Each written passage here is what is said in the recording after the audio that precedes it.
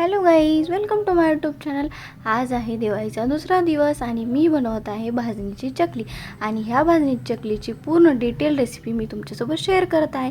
त्यासाठी मी 1 किलो तांदूळ घेतलेले आहेत। ते तांदूळ मी छान असे भाजून घेत आहे। हे थोड्या वेळ 5 मिनिटं लागतील भाजायला।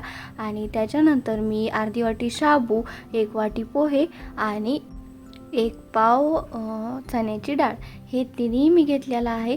मग अगोदर मी पोहे आणि शाबू भाजून घेत आहे। त्याच्यामध्येच मी थोडेसे धने आणि जिरेही घातले आहे, ते मी छान भाजून घेतले। आणि शेवटी चण्याची डाळ भाजून घेतली आणि हे सर्व जिन्नस भाजून घेऊन मी गिरणीवरून दळून आणणार आहे।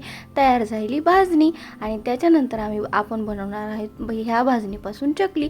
त्यासाठी मी एका मिक्सरच्या भांड्यामध्ये भरपूर असा कढीपत्ता आणि हिरवी मिरची ही मी मिक्सरमधून छान अशी बारीक पेस्ट करून घेतलेली आहे।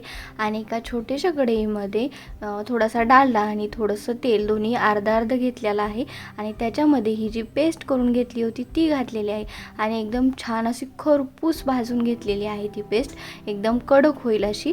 आणि मग ती जी आपण भाजणी दळून आणली होती ती छान अशी चाळून घेतली। मिरची आणि कढीपत्ता जे आपण छान भाजून घेतलेला आहे ते घालून छान असं पीठ मिक्स केलं। आणि त्याच्यानंतर चवीनुसार मीठ टाकलं आणि लाल तिखट आणि थोडीशी हळद आणि हे सर्व जिन्नस तुम्ही तुमच्या आवडीनुसार कमी जास्त करू शकता। आणि मी पाणी गरम करून घेतलेलं आहे आणि त्या गरम पाण्याने हे पीठ असं छानसं मळून घेणार आहे। आणि थोडं पाणी घालत पाणी गरमच घाला, कारण चकली छान अशी कडक खुसखुशीत ठेवायला असेल तर तुम्ही गरम पाण्याने हे पीठ छान असं मळून घ्या। आणि हे पीठ भिजवताना मी त्याच्यामध्ये थोडेसे तीळही घातलेले आहेत, ते मी सांगायला विसरले होते। आणि त्याच्यानंतर ह्या अशा छान छान चकल्या बनवून घेतल्या त्याच्या।